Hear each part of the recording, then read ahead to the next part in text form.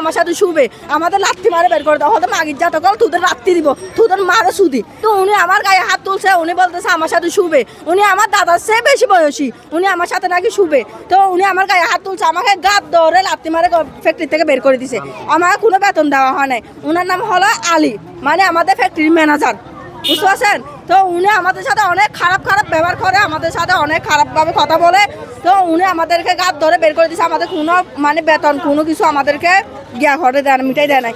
আমাদের একটা পরে একটা ডেট দেয়, আমাদের সংসারটা কীভাবে চলে? আমাদের ছোটো একটা বাচ্চা, এটা রেখে আমরা চাকরি করি। আমার এখন ঘর ভাড়া পাবে, বাকি দোকানের টাকা পাবে, ওর দিয়ে মাইসে পাবে, আবার ওষুধ ডাক্তারের দোকানে পাবে, কাউকে আমরা মিটাইতে পারি নাই। আমাদের 2-3-4 মাসের বেতন একলগে ওনারা আমার আটকায় রাখছে, আমাদের কোনো বেতন দিতে দেয় না। আর হলো আমরা বেতন খুঁজতে পারলে আমাদের লাত্তি মারে বের করে দাও, হয়তো মাগির যা তখন তোদের রাত্রি দিব, তোদের মারে সুদি, এরকম করে নানা রকম বিচ্ছিরি কথা বলে। যেমন আমাদের মুখ থেকে এটা বের করতে আমাদের লজ্জা লাগে। উনি আমাদের সাথে এইভাবে ব্যবহার করছে। ও কোন ফ্যাক্টরিতে আছে যে ওয়ার্কারের উপর গায়ে হাত তুলে এইভাবে কিভাবে মানে অসম্ভব খারাপভাবে ব্যবহার করছে ওনারা।